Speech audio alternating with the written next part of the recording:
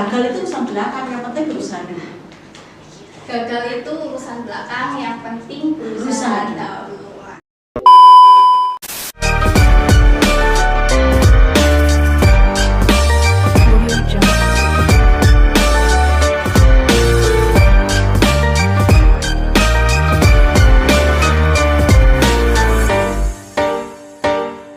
Hai, selamat datang di Orasi, obrolan asik public podcast. Halo semuanya, balik lagi bersama Orasi, obrolan asik public podcast. Pada kesempatan yang kali ini, saya Oza Budi Prawita akan membawakan orasi. Dan episode kali ini adalah salah satu episode spesial, yaitu kita mendatangkan bintang tamu yang tidak kalah spesial dari episode-episode sebelumnya, yaitu yang sudah ada di sebelah saya, Ibu Dewi Kasbiwati, SIP, MSI, PhD. Selamat siang Ibu Dewi, bagaimana kabarnya? Alhamdulillah baik. Alhamdulillah. Ibu Dewi Kasbiwati sendiri kesibukannya akhir-akhir ini apa ya? Ya seperti biasa, kesibukan saya menjalankan tugas sebagai dosen administrasi publik, sekaligus di tingkat fakultas saya dipercaya menjadi wakil dekan 1. Seperti itu, di samping ada tugas-tugas tambahan seperti penelitian, pengabdian masyarakat, kerjasama, kadang-kadang juga promosi gitu, yang merupakan ruang lingkup dari WD1, tugasnya WD1.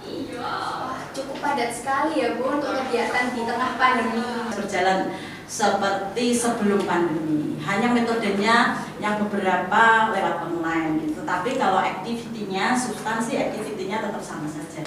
Berarti tetap dan tidak ada pengurangan ya Bu ya? Tidak ada pengurangan, kalau penambahan malah ada karena sekarang ada program MBKM, yang beberapa program itu, kemudian ada juga program PKM gitu ya. Jadi memang banyak sekali sekarang ini program-program kemahasiswaan yang dulu tidak ada, justru sekarang ada. Banyak program baru yang dibawa oleh pemerintah untuk perguruan tinggi ini ya? Iya, betul. Dan kami juga bertugas untuk mendampingi mahasiswa, membimbing mahasiswa untuk mengikuti program-program tersebut. Karena itu adalah juga salah satu indikator kinerja utama universitas. Semakin banyak mahasiswa nantinya yang ikut, nanti akan membawa tingkat akreditasi kita baik secara institusi universitas maupun di tingkat prodi, seperti itu. Menurut Bu Dewi sendiri tentang program MBKM ini, apakah program ini cukup efektif bagi para mahasiswa yang mengikutinya? Kalau saya evaluasi gitu ya, memang program ini baru gitu kan, ada program kampus mengajar, ada program magang bersertifikat gitu. Kalau melihat dari apa yang akan dicapai oleh pemerintah, yaitu untuk mengurangi angka literasi numerasi, untuk mengejar ketertinggalan dunia pendidikan Indonesia, ini cukup efektif bagi para mahasiswa. Hanya kadang-kadang di tingkat prodi itu masih merasa bahwa ada beberapa mata kuliah itu yang tidak bisa dikonversi dari kegiatan tersebut. Ini yang perlu menjadi concern utama dari proses pembelajaran. Artinya MBK itu sebenarnya baik pengabdian kepada masyarakat secara langsung, hanya ketika konversi ada beberapa mata kuliah yang tidak boleh lulus sebenarnya secara teori gitu, yang tidak diambil karena mahasiswa itu mengikuti MBKM seperti itu. Ada mata kuliah yang bisa dikonversi dan ada mata kuliah yang tidak bisa dikonversi. Ini bagi para mahasiswa yang mungkin mau ikut aktivitas MBKM bisa menyimak pembicaraan Bu Dewi tadi, kalau ada mata kuliah khusus yang bisa dikonversi dan tidak dikonversi. Hal apa sih yang paling berkesan buat Bu Dewi dalam proses belajar mengajar selama ini? Ya, hal yang paling berkesan di dalam proses belajar mengajar adalah bahwa mahasiswa saya sebelum mengikuti mata pelajaran itu belum tahu, kemudian menjadi tahu, dan mereka excited, mereka ingin tahunya itu want to know-nya itu tinggi sekali. Itu yang paling berkesan, apalagi ketika merespon pertanyaan saya, ketika sudah saya jelaskan, saya beri pertanyaan, kami diskusi, merespon pertanyaan saya dan mencari studi kasus. Itu kadang-kadang itu kayak semacam di luar dugaan, bahwa mereka bisa tidak hanya menyerap apa yang saya sampaikan, tetapi juga bagaimana mereka menerapkan atau menganalisa ke dalam studi kasus di lapangan. Itu yang mengesankan buat saya. favorit Bu Dewi ini mahasiswa-mahasiswa yang aktif. Kalian semua jangan lupa untuk aktif di kelas Bu Dewi ya, agar Bu Dewi mendapatkan kesan yang baik terhadap kalian semua. Iya. Nah, untuk selanjutnya, bagaimana menurut Bu Dewi dalam proses pembelajaran online ini selama di rumah? Karena kan kita di rumah aja dan banyak menguras energi, tidak bisa semangat karena berada di rumah. Nah, Bu Dewi bagaimana bisa tetap fresh dan memberikan pengajaran yang baik terhadap mahasiswa? Iya, memang pengajaran di rumah ya baik daring ini memang suatu tantangan tersendiri, tidak hanya buat para dosen tetapi juga para siswa ataupun para mahasiswa gitu ya, karena kita tidak ada di satu tempat, kita berada di berbagai tempat. Kemudian kita juga kadang-kala tidak tahu mahasiswa itu lagi ada di situ atau hanya meng-on-kan kamera, kemudian meng-on-kan HP, kemudian mahasiswanya kemana kita kan juga nggak bisa tahu juga. Tetapi memang ini tantangan buat para pengajar juga, bahwa dengan sistem ini kita harus bisa membuat para mahasiswa itu tertarik terhadap apa yang kita sampaikan. Kemudian juga barangkali di tengah-tengah penyampaian materi mungkin ada diskusi, kemudian juga ada penugasan yang secara tiba-tiba atau ada kuis begitu. Akhirnya mahasiswa itu tidak akan meng-leave atau meninggalkan mata kuliah yang ada, seperti itu kalau menurut saya. Tapi overall kalau misalkan capaian pembelajaran itu tidak terganggu ya, tidak sama sekali terganggu secara banyak, itu tidak. Hanya ada beberapa mata kuliah yang cukup sulit gitu, misalnya matematika bisnis yang harus praktek, harus dituntun pelan-pelan, itu yang agak-agak sulit buat dengan metode online. Berarti ada mata kuliah yang sulit diimplementasikan ke mahasiswa pada waktu pembelajaran online ini ya, Bu ya? Iya, ya seperti itulah. Karena memang kalau tatap muka kan lebih enak di kelas, kita langsung bisa tahu mahasiswanya yang nggak pahamnya di mana, kita bisa ulangi lagi cara menjelaskannya atau cara praktek berhitungnya seperti itu. Tapi kalau online kan kadang-kala mahasiswa dipanggil pun tidak nyahut gitu. Akhirnya ketika evaluasi gitu kan, mahasiswa ini nggak ngerti apa enggak ya gitu. Jadi ada hanya 1-2 mahasiswa yang aktif ya, itu aja. Tapi yang lainnya kan biasanya off kamera gitu, hanya dengerin saja gitu. Jadi itu yang kurang termonitor maksud saya, kurang termonitor oleh para pengajar.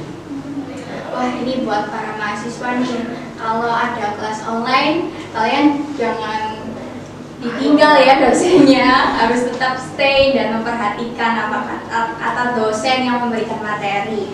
Nah, pertanyaan selanjutnya ini Bu, sejak awal nih mengapa Bu Dewi tertarik dengan prodi administrasi publik ini dan memilih untuk mengajar dan mengabdi di prodi administrasi publik ini? Iya, mengapa saya tertarik di prodi administrasi publik, menekuni bidang administrasi publik? Karena saya yakin bahwa maju tidaknya suatu negara itu sangat ditentukan oleh kebijakan negaranya. Kalau kebijakannya baik, implementasinya baik, maka negara itu akan baik. Sebaliknya jika kebijakannya tidak baik, negara menjadi tidak akan baik. Dan itu dipelajari di administrasi publik. Begitu. Dulu saya belajar S1 hubungan internasional, dan waktu mau menempuh S2 di Gajah Mada itu belum ada S2 hubungan internasional se-Indonesia itu, kalau tidak salah waktu itu hanya ada di UI ya.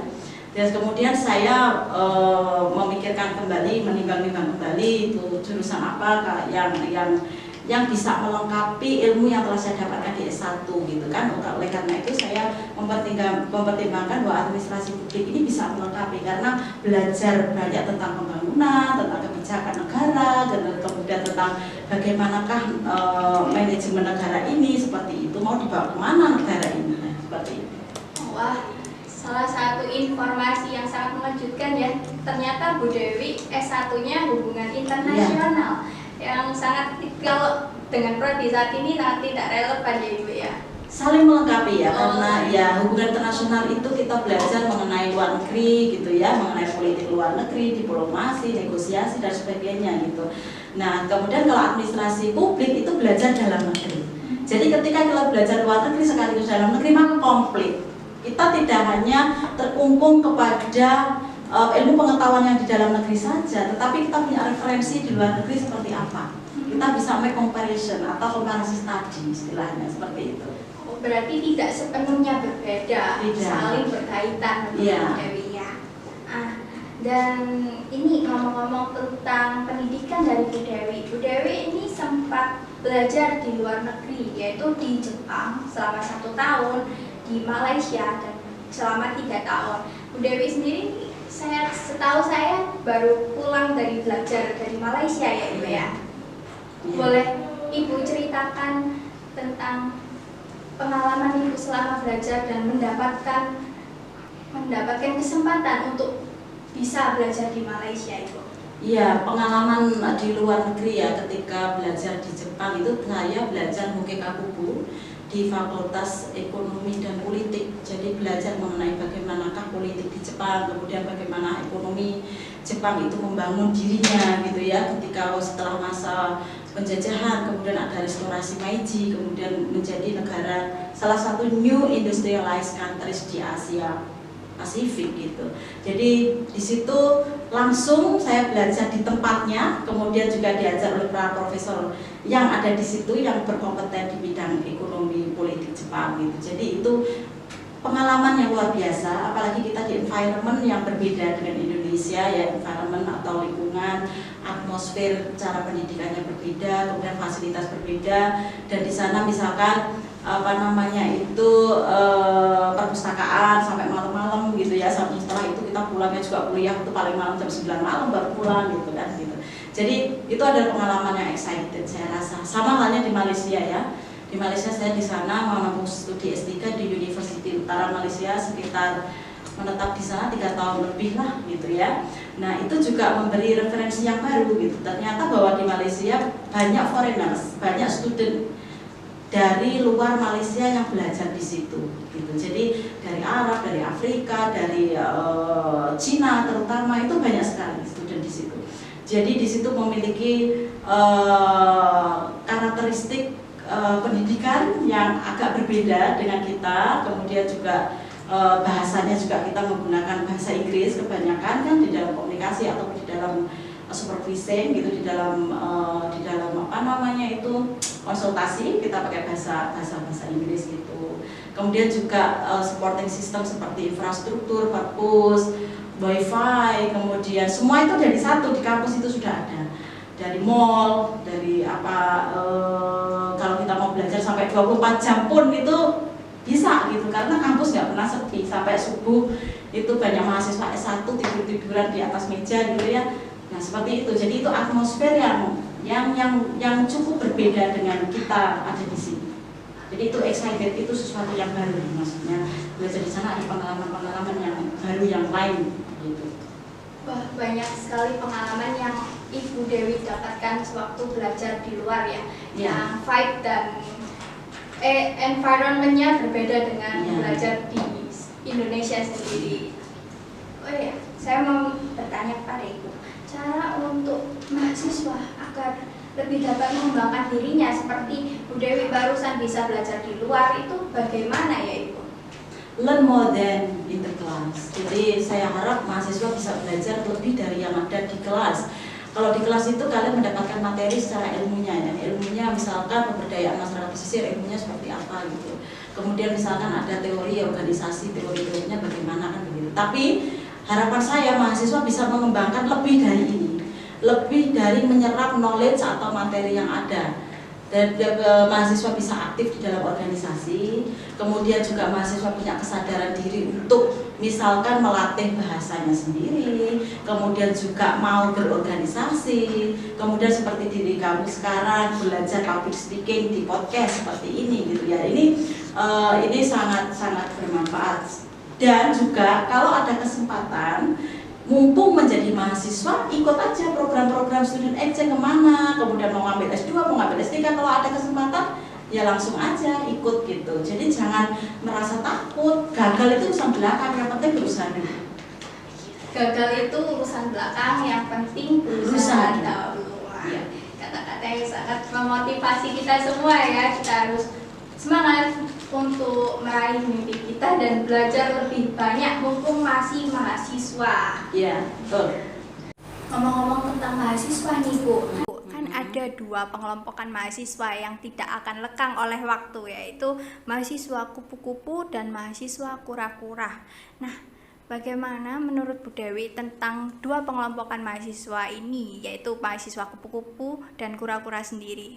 Iya, mahasiswa kupu-kupu itu mahasiswa yang kuliah pulang gitu Iya, ya. kuliah Kalau mahasiswa yang kura-kura itu yang kayak mana? Ya, mahasiswa yang kuliah rapat, kemudian rapat. Oke. Yang aktif organisasi. Iya, kalau seperti itu maka kura-kura lebih baik daripada kupu-kupu. Ini bukan ini kiasan ya. Artinya mahasiswa yang kuliah rapat itu lebih baik karena dia atau mereka ini belajar untuk berorganisasi, belajar untuk memanage, mengkoordinasi dan sebagainya ya.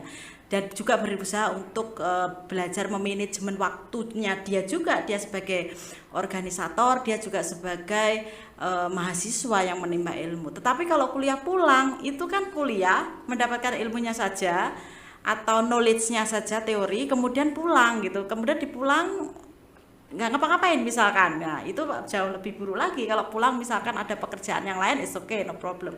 Tetapi kalau kemudian tidak ngapa-ngapain itu untuk zaman sekarang, apalagi zaman milenial, kompetisi semakin tinggi, maka saya harapkan memang yang kura-kura lebih banyak daripada yang kupu-kupu gitu. Bu Dewi sendiri prefer ke mahasiswa kura-kura ya, karena sebagai mahasiswa sewajibnya kita untuk aktif mendapatkan pengalaman yang nantinya juga akan bermanfaat ya Bu di kehidupan dalam kerja besok. Betul.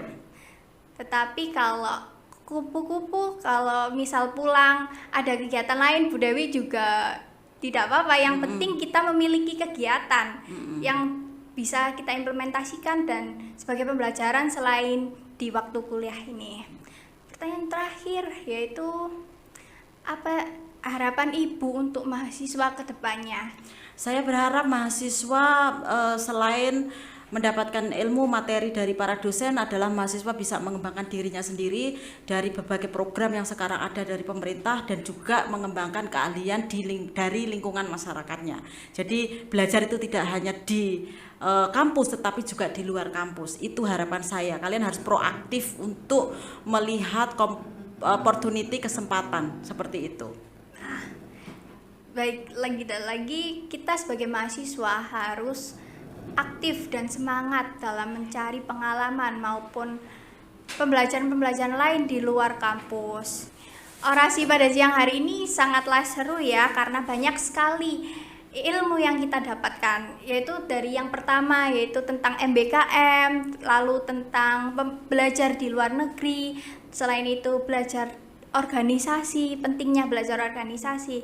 Saya harap ilmu yang saya dan Bu Dewi sampaikan pada siang hari ini dapat bermanfaat bagi kita semua.